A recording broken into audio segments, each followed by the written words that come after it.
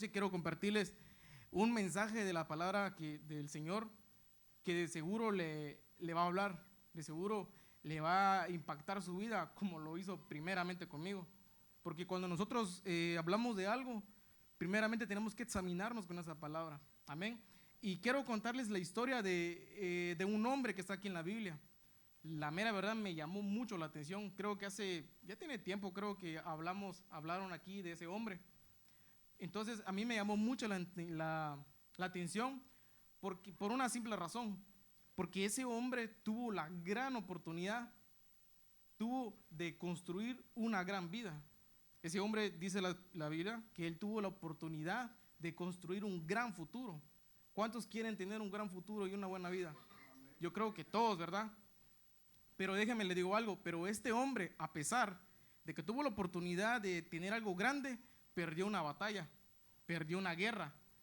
Pero para hablarles del mensaje, hermanos, me recordaba yo en mi casa, con mi esposa, con mi mamá, hablábamos, y ¿cuántos fueron aquí al colegio o a la escuela? Todos creo que fuimos al colegio o a la escuela. Bueno, yo en mis tiempos, hace como unos, ¿qué diría yo? Unos 15 años creo, yo en mi era dorada, yo iba al colegio.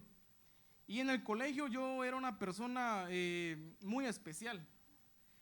Cuando me refiero a especial era que yo era una persona muy inquieta. A mí me gustaba era de esas personas de que le gustaba estar molestando, le gustaba hacer esto, le gustaba hacer lo otro. Era el terremoto del aula, ¿verdad? Y afuera del colegio había una tiendita donde vendían cosas, no sé si aquí en Estados Unidos lo venden, pero en Guatemala había una tiendita donde vendían cosas para hacer bromas. A veces un gas que usted lo tiraba y olía feo. Pero en esa tiendita vendían algo como esto. ¿Sí saben qué es esto, verdad? Es un chicle. Pero en esa tiendita ese chicle era especial. Tenía algo muy, muy interesante. Es que este chicle yo lo compré y lo usaba con mis amigos. Pero este chicle, esta cajita, que al parecer no hacía nada, tenía una sola objetivo, que era que cuando usted lo sacaba, le daba un toque eléctrico. ¿Cuántos hicieron eso? Yo lo hice. Entonces yo lo compraba, yo le decía a mis amigos, vos, ¿querés chicle? O alguien decía, vos, alguien que tenga chicle, oh, Simón, yo tengo, tené. Y lo agarraban y lo jalaban. Pero yo me pongo a pensar y digo, ¿cómo una cosa tan sencilla puede ser una trampa? Y esta trampa tan pequeñita que usted ve aquí tenía un solo fin. El fin que usaba con mis amigos era simplemente verles la manera que ellos les daba el toque de eléctrico y se retorcían. Y a mí me gustaba. Me gustaba verlos cómo ellos se retorcían de dolor. Me gustaba cómo algo que tenía esta trampa era que por encima de tu malestar, por encima de lo que ellos sentían, estaba mi bienestar. El placer de ver a las personas caer. El placer de verte sufrir. Y a mí no me importaba que tú te lo agarrabas y te daba. No, a mí no me importaba, me gustaba. Amada iglesia, así mismo tenemos un adversario que está esperando vernos caer para disfrutar nuestra caída. Tenemos un adversario que está esperando el momento adecuado para ver caer a tu familia, para disfrutar tu caída. Tenemos un adversario que está atento para ver caer tu ministerio, para disfrutar tu caída. Pero en esta noche, hermanos, en el nombre de Jesús, vamos a aprender y a entender y discernir, así como le he puesto el tema, la trampa del pecado. Amén. Vamos a entender cómo es que opera el enemigo. Porque el enemigo, usted sabe que él opera, él tiene su plan. Y en esta noche vamos a entender cómo ese plan lo va haciendo. Vamos a entender cómo el enemigo a veces nos hace caer en cosas en las cuales nunca, hermanos, nunca debimos haber caído.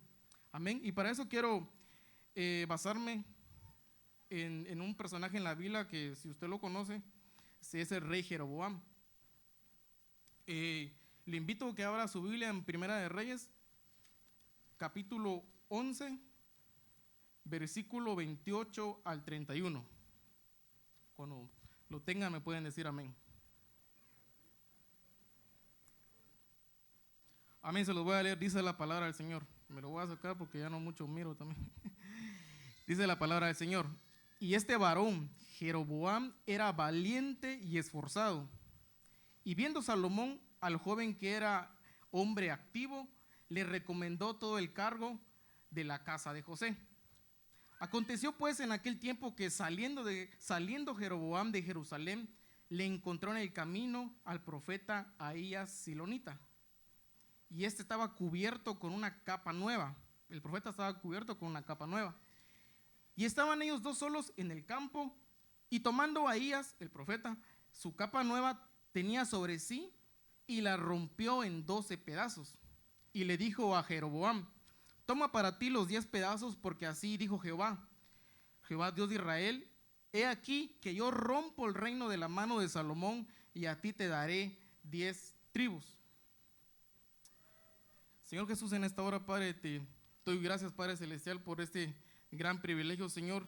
Señor, que esta noche, Padre, tu palabra quede en nuestra mente, Señor, quede en nuestro corazón y en todo en nuestro ser, Señor. Así como tú lo hiciste conmigo, Padre. Señor, que esta palabra, Señor, no sean solamente palabras que se las lleva el viento, Padre, sino que esta palabra caiga en un corazón que lo necesita, Señor. Que un corazón que quizás está pasando por circunstancias parecidas, Señor, que podamos entender cómo es, Señor, que el enemigo quiere destruirnos, Padre Celestial. Gracias, Padre Celestial. Amén y amén. Ok, hermanos. Si nosotros estamos viendo aquí en la historia, estamos ante una oportunidad. Y es una oportunidad, no una oportunidad cualquiera. Es una oportunidad muy, muy, pero muy preciosa. Jeroboam era un hombre, como dice la Biblia, era uno de los mejores ayudantes. Era uno de los mejores siervos que tenía el rey Salomón. Pero algo que me llama la atención es que él no había hecho nada. Él no había hecho nada para transformarse en un rey. Él no estaba interesado en la corona ni nada. Simplemente él era un buen siervo. Dice la palabra del Señor que por causa de la maldad de Salomón, Dios lo escoge a él. Y le dice que le va a dar 10 de las tribus del reino de Israel para que él las gobernara como él lo deseara, ¿verdad? Eso no era algo que él estaba buscando. Si usted mira la Biblia, en ningún momento dice que él quería los reinos. Él no estaba buscando pero mira, hermano, cuando nosotros hacemos las cosas de manera correcta, se nos abren oportunidades en la vida. Y fue lo que le pasó al rey Jeroboam. Dios dice: te voy a dar una oportunidad, te voy a dar la oportunidad de construir, y levanta y vas a levantar un reino. Le dijo Dios a él que le va a dar la oportunidad de construir un reino diferente, porque Salomón, que era el hijo del rey, si usted sabe, Salomón era el hijo del rey David, él lo había dañado. Él había dañado ese reino porque se había metido la maldad en él. Y Dios necesitaba que alguien hiciera algo diferente. Como le voy a decir, si nos damos cuenta, Jeroboam tenía una oportunidad. Pero este hombre será la base, hermanos, de cómo puede operar una trampa, porque todos aquí tenemos la oportunidad de tener una buena familia. Todos aquí tenemos la oportunidad de construir un buen ministerio. Tenemos la oportunidad de construir un buen negocio, una buena empresa, ser un buen trabajador, ser un buen líder, un buen padre, una buena madre. Pero mientras sigamos cayendo en la trampa del pecado, vamos a echar a perder esos sueños y esos sueños que tiene Dios hacia con nosotros. Y por medio de Jeroboam vamos a ver cómo alguien que pudo lograr a tener todo en la vida, pudo estar en la cima, terminó al final perdiéndolo todo en la vida. Usted sabe, hermano, que en cada palabra que le dan a usted y me dan a mí, él usa personas. Él usa profetas, él usa al pastor, incluso usa a la persona menos indicada que usted se imagina. Pero ante todo, esas palabras que Dios le da a usted, le da una sola cosa. Y le he puesto como punto número 1, momento de la advertencia. Ante todo, las palabras que usted le dan, que usted recibe aquí en el altar, que usted va a ser próspero, que usted va a tener esto, que usted va a tener lo otro, las promesas que Dios quiere hacer con nosotros, Él nos da una advertencia. Y vamos a ver cuál era la advertencia que se le dio al rey Jeroboam. Y vamos a leerlo ahí mismo en el capítulo 11, versículo 37 al 40. Y dice la palabra del Señor: yo pues te tomaré a ti y tú reinarás en todas las cosas que deseara tu alma, y serás rey sobre Israel. Y si prestares oído a todas las cosas que te mandare, y anduvieres en mis caminos, e hicieras lo recto delante de mis ojos, guardando mis estatutos y mis mandamientos, así como lo hizo David mi siervo, yo estaré contigo y te edificaré casa firme como la edifiqué a David, y yo te entregaré a Israel. La advertencia de Jeroboam era, así en pocas palabras, si fuéramos entre camaradas, yo le dijera, mira viejo, vos sos uno más del reino, ¿verdad? Porque todos sabemos que él era uno más del reino.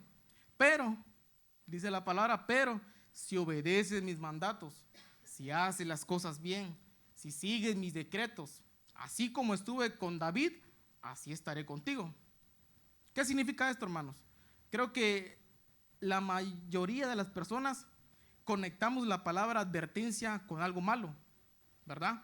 La mayoría de nosotros, cuando alguien dice algo, dice en un galón o donde sea, advertencia, nosotros ya luego pensamos, es algo malo, me está advirtiendo. Pero si nos damos cuenta aquí en la Biblia, esta es una advertencia buena. ¿Y sabe cómo se le llama a las advertencias buenas? Se le llama una oportunidad. Dios le dice a Jeroboam, si tú te portas bien, sigue los mandatos, sigue las instrucciones, así como David lo hizo. Y si usted sabe, hermano, David no tenía el linaje de un rey. David no heredó el reinado porque él era el hijo del rey o algo por el estilo, no. Sino que David heredó el reino porque era un muchacho más del pueblo, pero tenía el corazón conforme a Dios. Y Dios injerta a David, lo agarra y lo transforma en el rey más importante que pudo haber tenido esa nación en ese entonces. Jeroboam, de la misma manera, él no venía de ningún linaje, hermano. Él era un simple trabajador, pero hermano, en los momentos de advertencia es donde sabremos que aunque lo que tengamos hoy es poquito, hermano, en los momentos de advertencia, aunque lo que usted está haciendo hoy, quizás nadie lo ve. Quizás usted dice, pero es que yo en la iglesia solamente paso el agua. Yo en la iglesia solamente estoy en el parqueo, yo solamente levanto algo. Cuando nosotros en eso poquito le obedecemos al Señor y seguimos los mandatos y le honramos a Él, hermano, no me cabe la menor duda que Dios puede levantarte y cambiar tu historia. Amén. Hermanos, Dios solo quiere que hagamos las cosas bien. Pero muchos de nosotros, ante la advertencia, en lugar de mantenernos en lo correcto, pareciera que la ignoramos, o sea, no nos importa. Y prácticamente estamos diciendo, no nos importan esas oportunidades. No nos importan esas oportunidades que Dios nos da. Y usted dirá, hermano, ¿y cómo así? ¿Por qué, hermano? Porque empezamos a hacer cosas que no deberíamos de hacer. Empezamos a practicar cosas que no deberíamos de practicar. Y esas prácticas que hacemos nos meten en demasiados problemas, hermanos. Problemas que pudimos haber evitado. Le voy a contar dos testimonios de cuando yo era joven. No crea, tengo mi edad ya hasta me duelen las rodillas, dijo el pastor. Pero fíjese que yo crecí con mi familia por parte de mi mamá nada más. Y yo crecí con unos primos, no mis primos, los que ustedes conocen, algunos conocen, no, eran otros primos. Y de pequeño me acostumbraron a que yo no les dijera a ellos primos, sino que yo les dijera tíos, por respeto. Entonces yo crecí con eso de tío. Entonces ellos igual no me miraban como un primo ni nada, me miraban como un sobrino. Pero ellos tenían algo que yo creo que aquí todos los jóvenes en algún momento nos gustó, que ellos tenían motos, y eran motos de motocross. Y en el país de uno, hermano, tener una moto de motocross era el sueño de cada joven, el sueño de todo muchacho. Entonces yo una vez me acerqué a uno de ellos y le digo, tío, hazme el favor, préstame la moto. Me dijo, pero sí puedes manejar bien, ¿verdad? Digo, sí, le digo, sí, siempre la agarro aquí. ¿Y dónde vas a ir? Voy a ir a la noche a echar un rol porque habían otros cuates que tenían también moto, pero yo no tenía moto, ¿verdad? Entonces, pero me la prestaron y me dijo, ok, mira, digo, hagamos algo, te lo voy a dar, digo, está bien, llévatela. Pero eso sí, me dijo, andate con mucho cuidado, me dijo. Para los que conocen de motos, era una KTM 250, que era un buen motor, pues que esa cosa usted le metía y esa cosa aceleraba. Entonces él me dio una advertencia y me dijo, llévatela las veces que vos quieras, agarrala, ahí está. Pero, lo único que te pido, por favor, es de que no vayas a estar haciendo carreras con la gente.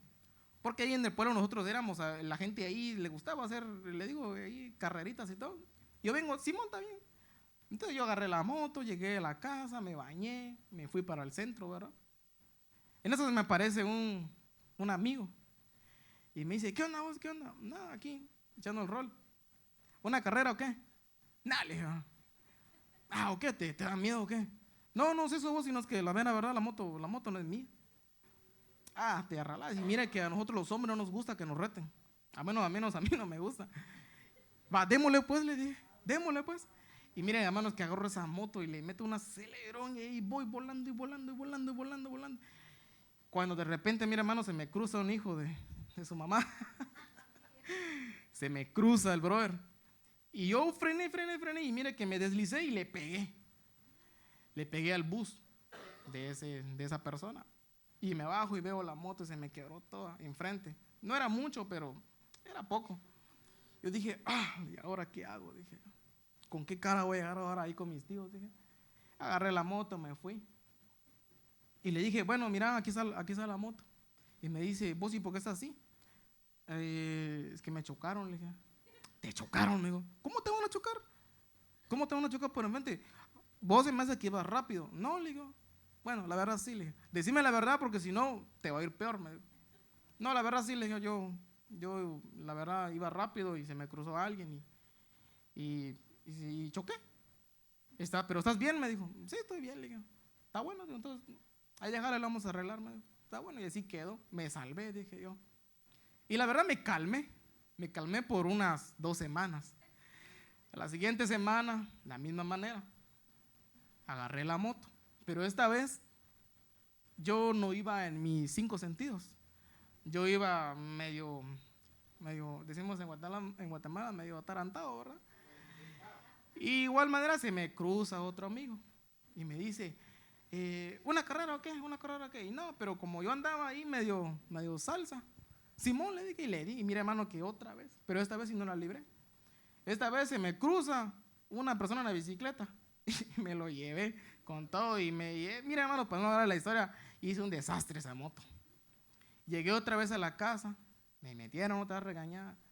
Y miren, hermanos, cómo cuesta reconocer cuando uno tiene el error, porque hay problemas en lo que usted y yo nos metemos por ignorar las advertencias. Hay problemas que podríamos haber librado si hubiéramos aceptado las advertencias. ¿Y por qué les digo esto, hermano? Porque ahora yo tuve 2 problemas. Uno de esos, que tuve que pagarle la bicicleta al camarada y tuve que pagar la moto. Hermanos, no le miento, me llevó casi un año pagar esa moto. Porque yo trabajaba en una tienda y ganaba como 500 al mes, creo, si no estoy mal. Y imagínense pagar esa moto. Yo ya tenía 2 problemas. ¿Y todo por qué? Por ignorar las advertencias. Muchos de nosotros ignoramos las advertencias que Dios nos da, que la vida nos da, que el camino nos han puesto. Hay gente que dice, ay hermano, pero es que yo no entiendo por qué estoy así. ¿Cuántos problemas nos podemos evitar si aprendemos a escuchar, aprendemos a seguir las advertencias que Dios nos da? Y no solamente las advertencias que Él nos da, sino también en la vida cotidiana cada uno. ¿Cuántos podemos construir un buen hogar si aprendemos a seguir las advertencias que Dios nos da sobre nuestra familia? La trampa del pecado, hermano, como número 1, hace que ignoremos las advertencias de Dios. Pero Dios dice aquí en la palabra, si haces las cosas de manera correcta, si guardas tu corazón, si decidimos obedecerlo, si decidimos caminar en integridad, hermanos, estemos seguros que ahí donde el enemigo quiere ver su destrucción, donde quiere ver mi destrucción, vamos a ver la bendición de Dios sobre nuestra casa y sobre los nuestros. Amén. Jeroboam no escuchó la advertencia de Dios. Y por eso cometió errores, y cometió no solo un error, cometió otro y otro y otro, y así se fue. Pero hermanos, déjenme decirle algo. Cuando la trampa del pecado no solamente está al momento de la advertencia, donde Dios nos habla, donde Dios nos dice, ok, te voy a dar eso, pero no hagas esto. Cuando usted ignora la advertencia, cuando yo ignoro la advertencia, caemos en el punto número 2, que lleva como título, el momento del descuido. ¿Cómo es el momento del descuido? Vamos a la Biblia. Vamos a leer en Primera de Reyes, capítulo 12, versículo 26 al 31. Dice la palabra: y dijo Jeroboam en su corazón: ahora se volverá el reino a la casa de David, si este pueblo subiere a ofrecer el sacrificio en la casa de Jehová en Jerusalén, porque el corazón de este pueblo se volverá a su señor Roboam, rey de Judá, y me matarán a mí, y se volverán a Roboam, rey de Judá. Y habiendo tenido consejo, aquí dice que, en otra traducción dice que habían sacerdotes que le aconsejaron a él qué hacer. El rey hizo 2 becerros de oro, y dijo al pueblo: bastante habéis subido a Jerusalén. He aquí, aquí tengo tus dioses, oh Israel, los cuales te hicieron subir de la tierra de Egipto. Los dioses que él estaba hablando eran de los dioses que ellos adoraban en Egipto. Y puso uno en Betel y el otro en Dan. Y esto fue causa de pecado, porque el pueblo iba a adorar delante de uno hasta Dan. Hizo también casas sobre los lugares altos, e hizo sacerdotes de entre el pueblo que no eran de los hijos de Leví. Definitivamente el rey se adelantó y empezó a construir un reino a su antojo. Él dejó de construir, empezó a construir el reino sin la guianza de Dios. Él empezó a construir su reino y tiene un problema. Si usted lee la Biblia, él tiene un problema. ¿Y cuál es ese problema? El problema de él era que el lugar de adoración donde Dios había dicho que iban a adorar no estaba en sus tierras del rey Jeroboam, no estaba en sus tierras, sino que el lugar de adoración estaba en otra tierra, que era en Jerusalén. Y allá había otro rey. ¿Y cómo resuelve él ese problema? Se le ocurrió la brillante idea de levantar 2 becerros de oro. Imagínense, hermano, ¿en qué cabeza estaba pensando él? ¿Qué estaba pensando él? ¿Cómo le entró en la cabeza de construir 2 becerros? Los becerros dicen que eran toros de oro y poner a adorar a la gente, porque él no quería perder a la gente. Él no quería que al momento que llegara allá, la gente se iba a ir ahora con el otro rey. Y lo que él hizo es llevar a la gente de la idolatría. ¿Qué le había advertido Dios? Dios le había dicho: haz las cosas de manera correcta y te voy a bendecir, pórtate bien y te voy a ayudar. Pero en medio del problema, en medio de la dificultad que él estaba viendo, que la gente se estaba yendo, decidió resolver su problema con una idea. Fíjese, hermano, con una idea que no filtró a la obediencia de Dios. Una idea que él no se la presentó a Dios. Muchos de nosotros queremos resolver y pensamos que está bien lo que vamos a hacer, y en realidad son ideas que no tienen sentido, como la que estamos viendo ahorita. Hermanos, en medio de nuestra vida, en medio de nuestro qué hacer, en medio de nuestras tareas, en medio de su responsabilidad, sus roles como papá, como mamá, como esposo, como esposa, como hermano, como líder, como jefe, como empresario, se nos van a presentar retos en medio del camino. En medio del camino, hermanos, se nos van a presentar un reto y otro reto y otro reto y otro reto. Sales de una, caes a otra. Sales de esa, vuelves a caer a la otra. Te levantas de una, caes aquí. Pero ¿sabe cuál es el peor error? Es cuando nuestras ideas van por encima de los principios del Señor.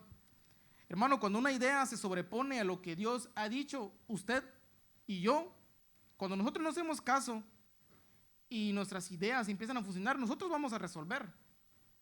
Nosotros vamos a resolver por un momento, pero haremos el peor momento de nuestra vida.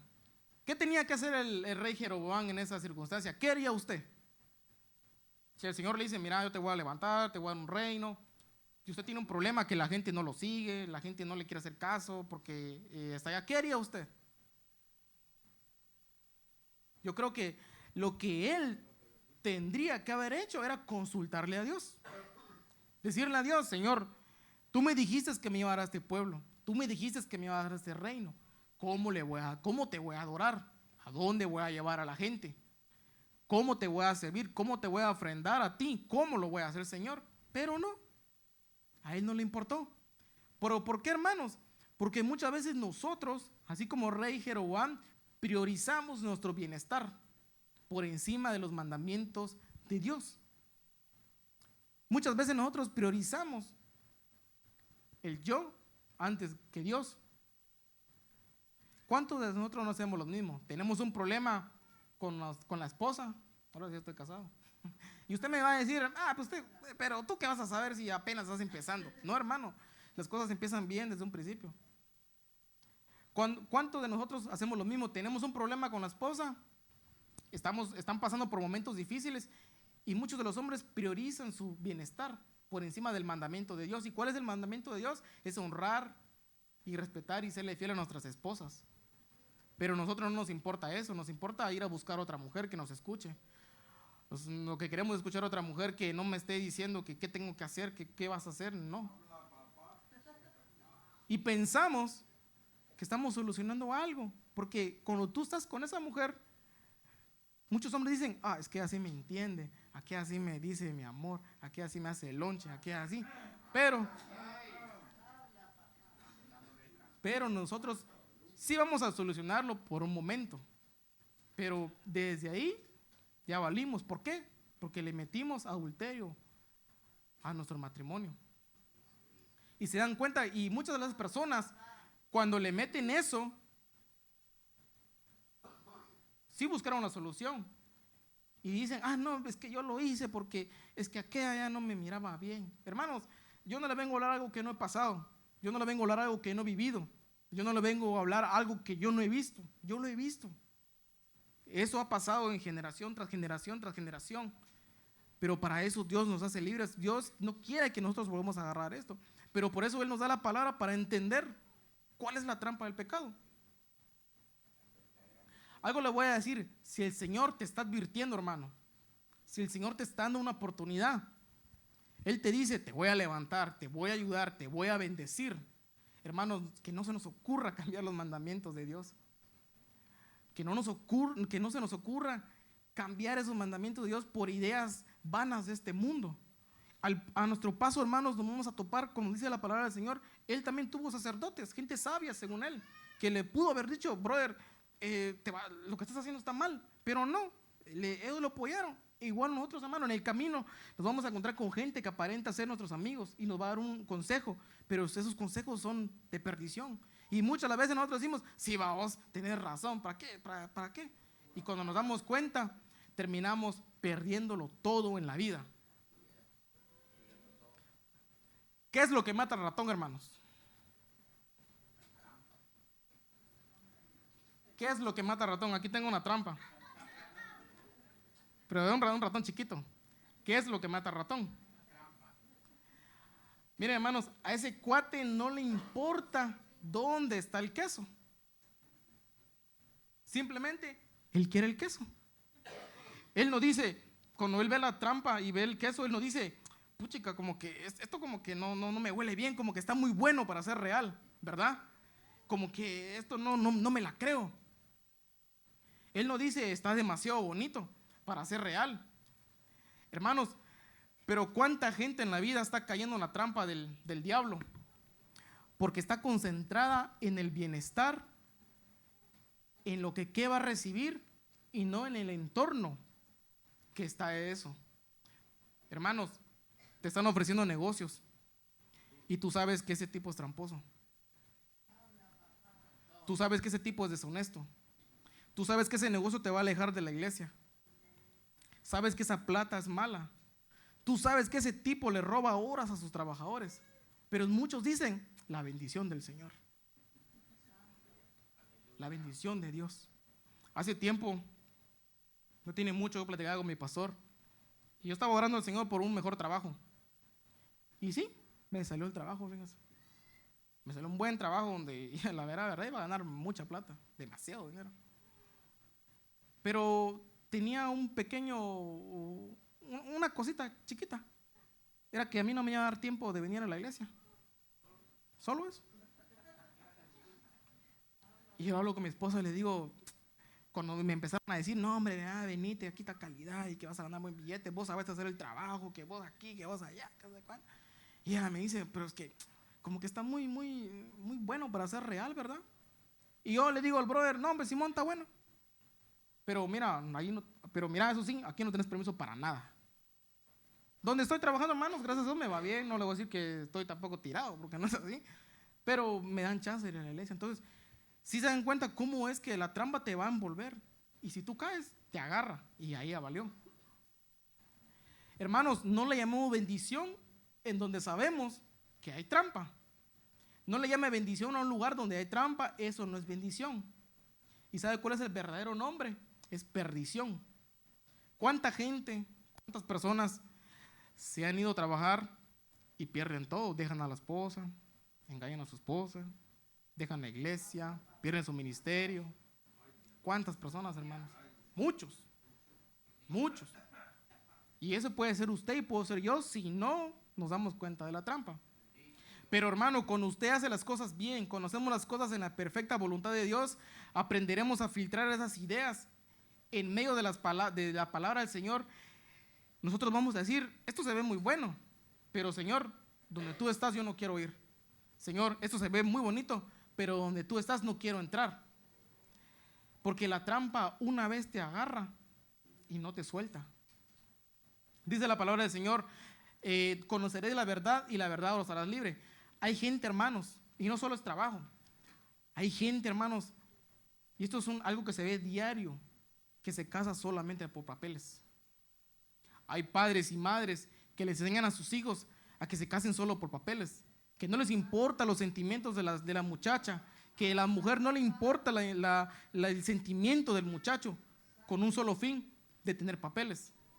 Hermanos, hay hombres que enamoran a mujeres que han sufrido un abandono, una traición, y las enamoran porque saben que ella tiene plata, la enamoran. Igual manera, hombres, hay mujeres que coquetean a hombres solo por un interés, porque saben que ese tipo le va bien. Hay gente que hace negocios bajo agua porque van a recibir un beneficio, líderes que ponen el mal a otros líderes para quedarse con el puesto. Pero cuando lo descubren, hermanos, pasa algo. ¿Y saben qué es lo que pasa? Que pierden todo y se meten en un problema grande. La trampa, usted me va a decir, hermano, pero es que para obtener papeles y obtener plata es muy difícil. Sí, hermanos, es difícil, porque la trampa te lo da fácil, pero así mismo cuando tú lo has agarrado, te lo quita de volada. A eso se le llama trampa del pecado. Te muestra cómo resolver los problemas que sabes que se resuelven de la manera correcta, de la manera legal. Le voy a decir esto: la gente espiritual, cuando ve algo difícil, clama por milagros. La gente natural, cuando ve algo difícil, hace trampa. Se lo voy a repetir: la gente espiritual, cuando ve algo difícil, clama por milagros. La gente natural, cuando ve algo difícil, hace trampa. Pues ya no tengo tiempo ni a la mitad, güey. En cambio, cuando usted y yo caminamos de la bendición de Dios, es más lento, hermano. Cuando usted camina la bendición de Dios, es más despacio. Hay que esperar, hay que orar, hay que guardar, hay que sacrificar, hay que creer, hay que esforzarse, hay que caminar en santidad. Pero, hermano, yo he visto que cuando el enemigo trata de quitarle algo a un íntegro, jamás lo va a poder hacer sin la autorización de Dios. Dios protege a aquellos que hacen las cosas de manera correcta. Iglesia, no caigamos en la trampa. Jeroboam cometió el error de descuidarse. Sabe, hermano, yo no tengo mucho tiempo, pero voy a tratar de ir un poquito más rápido. Otro de mis testimonios, yo antes yo crecí con mis primos, ahora sí con los primos que ustedes conocen. Y no sé si usted conoció antes, en esa época había unas motos, unas chiquitas de plástico, unas rojitas que uno peladea. Y donde yo vivía, tener eso era porque tenían plata. Y yo tenía como 15 años, creo, como 13 años, y él tenía como 6 años. Y me dice, mi primo dice, vamos a jugar allá, llévame a jugar allá, está bueno, le digo. Y llegó mi abuelo y mi abuela y me dice, eso sí, no se va a ir hasta allá arriba porque ahí se pueden caer. Y yo le dije, Simón, está bien. Y fuimos, hermano, me fui con él, agarré la motilla y me subí con él. Y me dice, vos, Esaú, llévame allá. Ah, no, vos allá no se puede porque ahí nos podemos caer. No, hombre, vamos, vamos despacito, me dijo. Vamos, Peli, vamos despacito. Y agarré la moto, nos fuimos porque era una pendiente grandísima.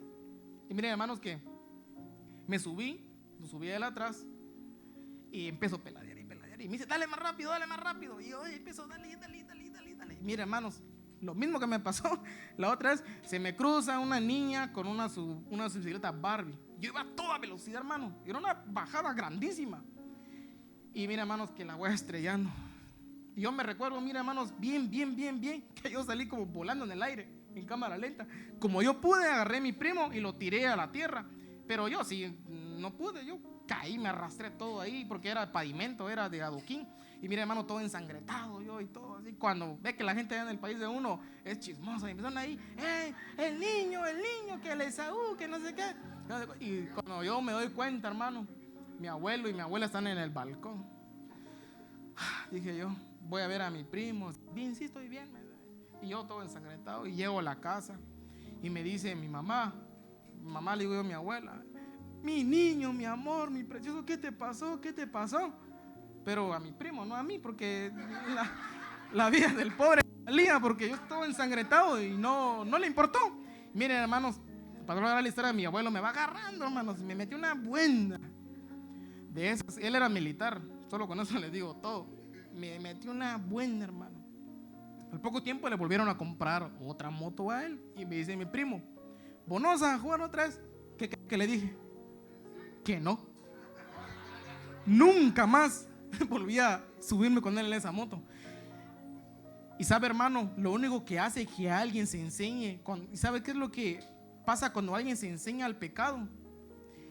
Es que aunque aún viendo el dolor en su cara, por si fuera poco, hay gente que ni viendo ese dolor, viendo esa pérdida, viendo que está perdiendo a sus hijos, viendo que perdió todo, perdió su ministerio, no quieren cambiar.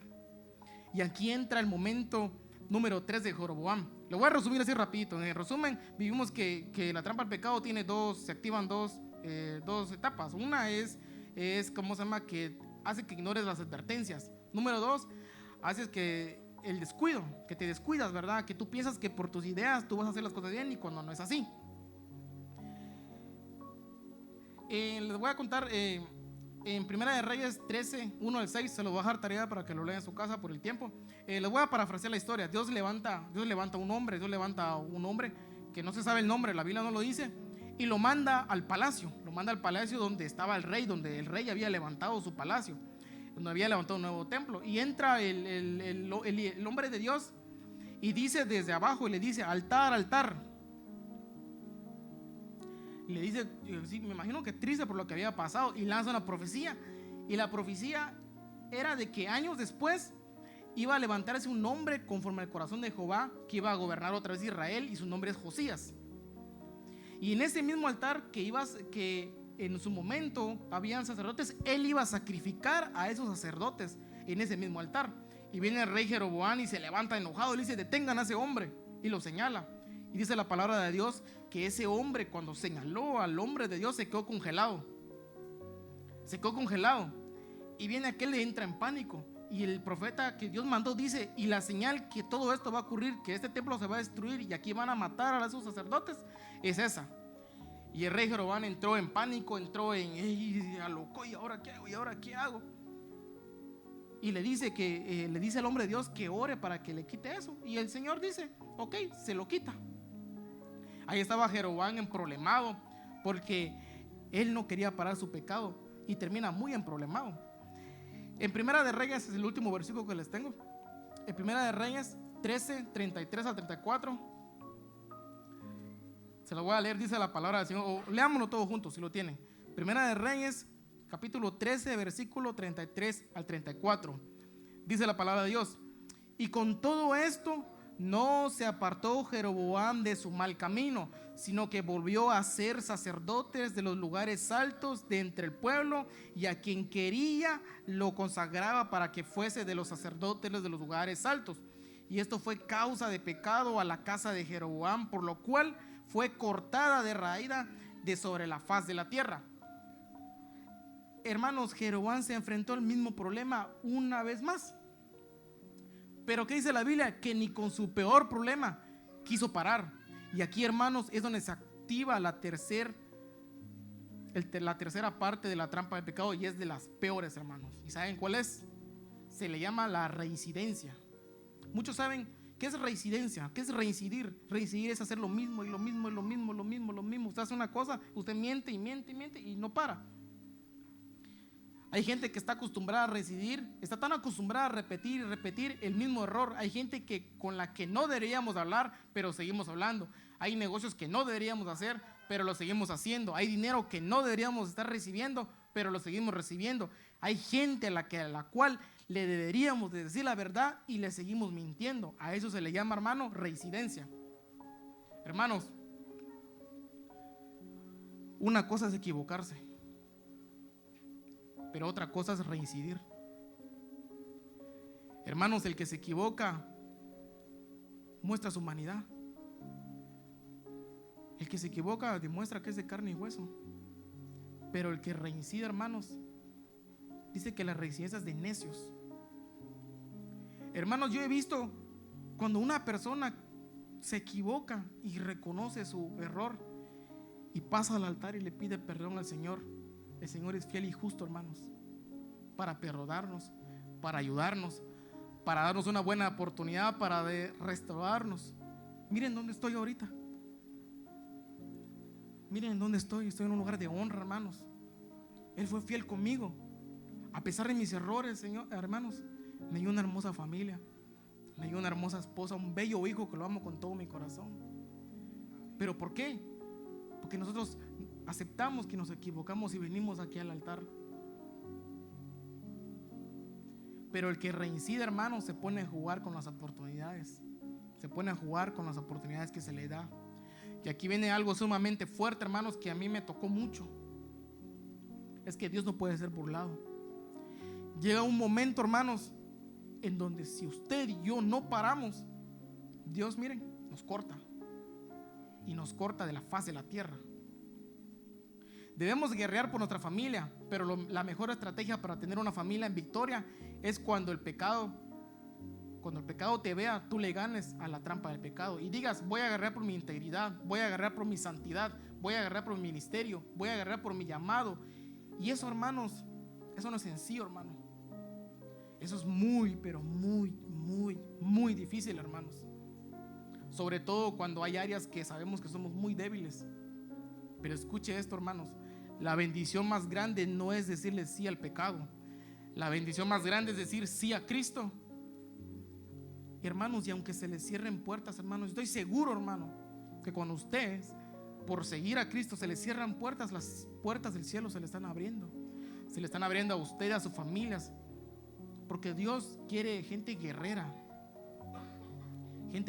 Dios no quiere gente holgazán, Él quiere gente guerrera. Y termino con esta palabra que en una noche, una madrugada, Dios me la dio.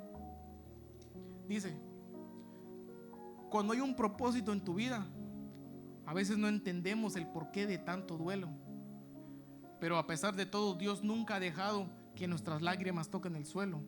El miedo, la inseguridad y la duda jamás podrán desviarnos del sendero, porque Dios le da las peores batallas a sus mejores guerreros. Amén.